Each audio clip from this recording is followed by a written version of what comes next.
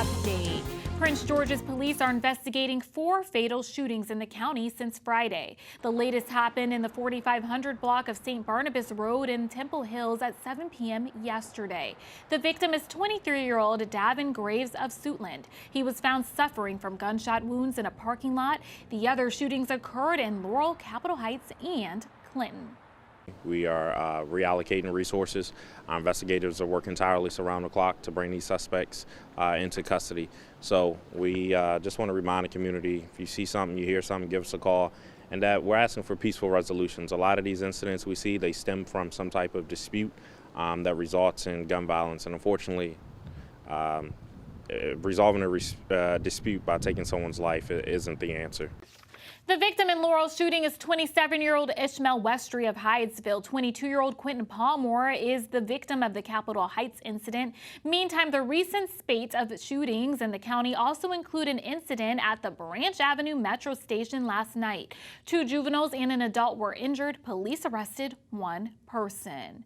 In other news, police responding to a carjacking report shoot and wound a suspect. It happened yesterday morning in the 3100 block of Branch Avenue in Temple Hills. Police say officers encountered 2 men who attempted to flee the scene. One got away, but officials say an officer caught up with the second suspect. That's when the shooting occurred. That responding officer confronted the suspect.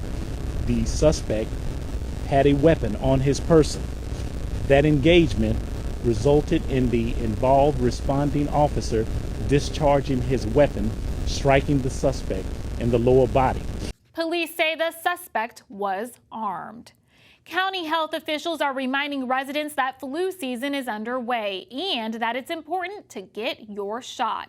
The health department is encouraging those with health insurance to get their flu shots through their primary care provider, pharmacy, or an urgent care facility. For those without insurance, you can get a free flu vaccine without an appointment at the health department's 4 community clinics. The shots will be available to anyone 6 months and older.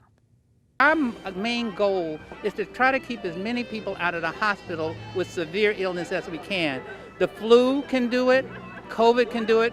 Flu doesn't do it as much as COVID, but the flu does do it, and we want to protect people so that they can remain healthy. So if you have just the minor symptoms of flu because you had the vaccine, that's okay. But if you have to have complications from the flu, especially people who are immune compromised, older people, they need a flu vaccine, and as well as everybody. It helps stop the spread of the virus, and it keeps it suppressed. For a list of locations where you can get free flu and COVID vaccinations, go to health.mypgc.us. The state health department reports 960 new COVID-19 cases today. The agency also reports 11 Marylanders have died of the disease in the last 24 hours. Nearly 800 residents are currently hospitalized with the virus.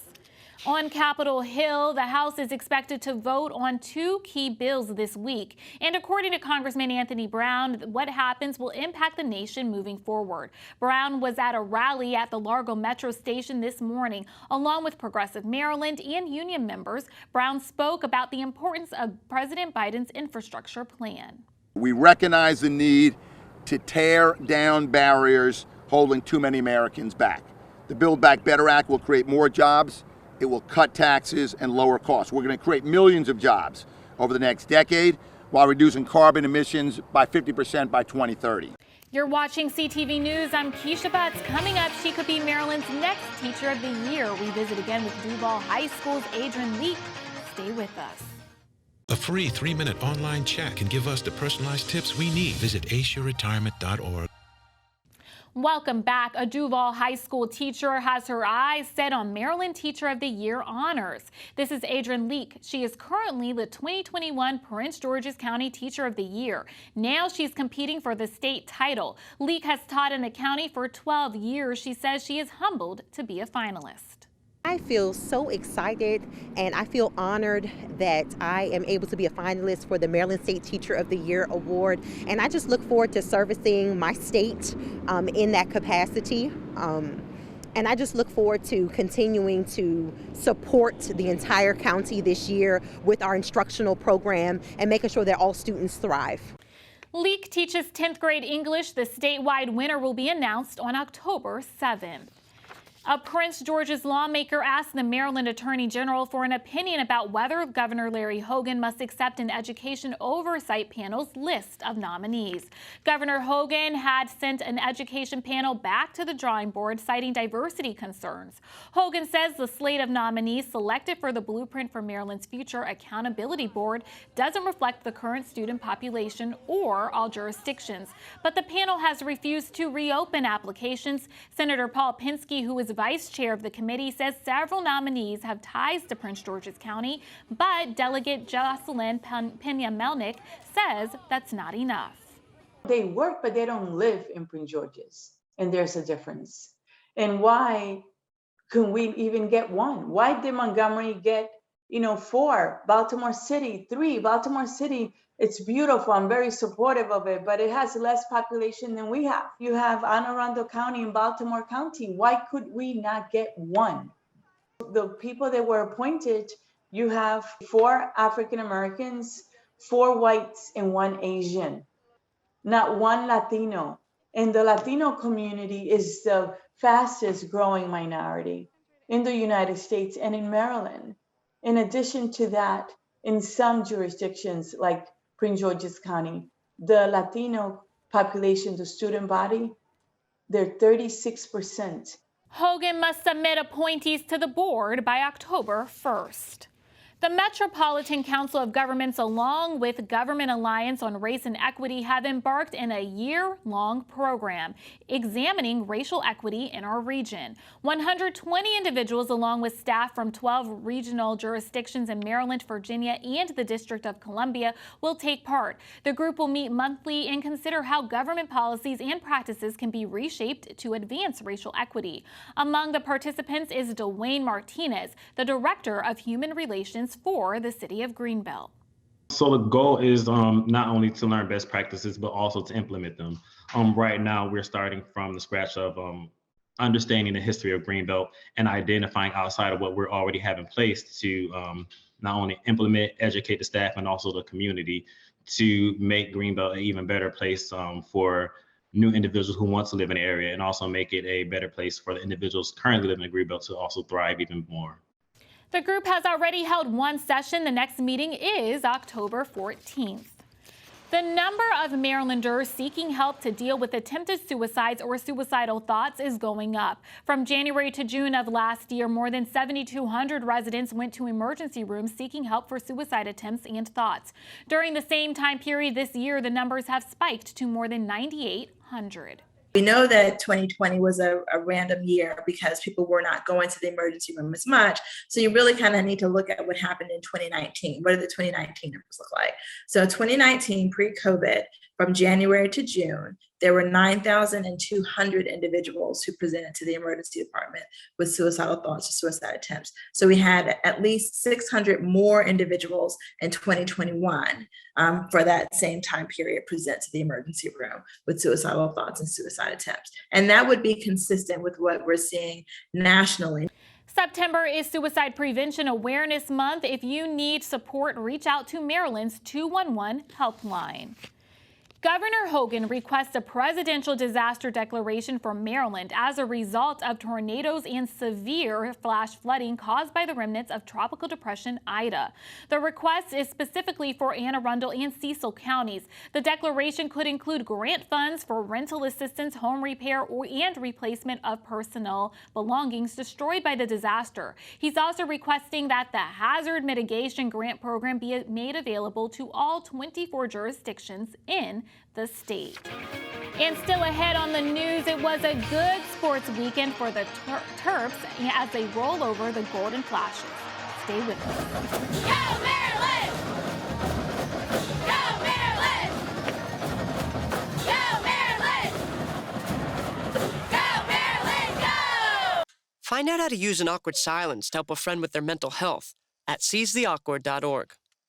Thank you for staying with us. If you've ever used Google Earth, you've seen images of our planet from a bird's eye view. Many of these images come from the Landsat mission, which has been monitoring how Earth is changing for nearly 50 years. NASA and the U.S. Geological Survey are launching Landsat 9 today, the latest in satellite technology. Carrie Wolf is a senior project leader for a USGS contractor. She says Landsat 9 has better image quality, plus the updated thermal imager can now last longer. Landsat data can identify what crops are growing in which fields, both in the US and globally.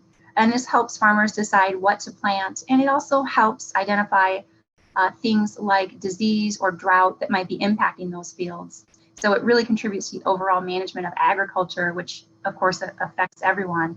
But Landsat data is also used for things like water management, wildfire studies, deforestation, coastal region monitoring, urban development, and the list goes on and on. To learn more about the new satellite, log on to usgs.gov/Landsat. You can also find information at nasa.gov/Landsat. The Maryland Terps football team is undefeated. This after cruising to a 37-16 win over Kent State on Saturday. The Terps amassed nearly 400 yards in the air, completing 31 of 41 passes. While it was a big win, Coach Mike Loxley wasn't happy with the number of penalties. It's a privilege to be here sitting 4-0. Don't get me wrong. As disappointed as I am, it's because I know what we're capable of being able to play like, and I know these kids put in the work Monday through Friday, and we've got to get some things cleaned up. To me, the recipe for winning for us is on offense, executing enough to get explosive plays, which I thought early in the game we made some. It's a lot of people across the board that you have to check, so you can't really just focus on one person.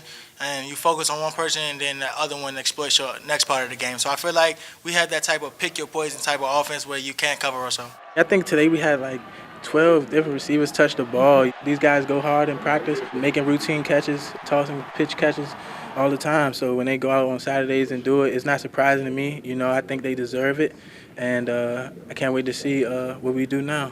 To be able to stand up in the red area and hold them to field goals and keep them out of there from touchdowns talks a lot about the character of our defense. They bended a little bit, but they didn't break. Made some adjustments at halftime. We looked at their protections. We saw some holes in their pass protections. Our coach called up some new pass rush games for us, and we were just able to go out there and just, do it to our best of our abilities. And as you can see, it worked.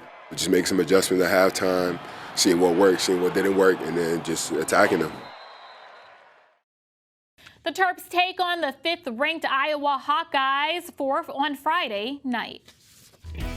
And now for your 3-day weather forecast. Tonight, mostly clear with a low around 62. Tuesday, mostly sunny with a chance of afternoon showers and a high near 84. Wednesday and Thursday, sunny with a high near 73. And now for the community calendar. Here's an activity for your homeschooled scholars. Join the staff at the Watkins Nature Center for a homeschool science club event. Learn all about predators in our area through videos, hikes, stories, and more. The event is tomorrow, September 28th from 10 a.m. to 11 a.m. Register through Parks Direct using the code on your screen. For more information, call 301-218-6702. And that's your CTV News Update. I'm Keisha Butts. Have a good night.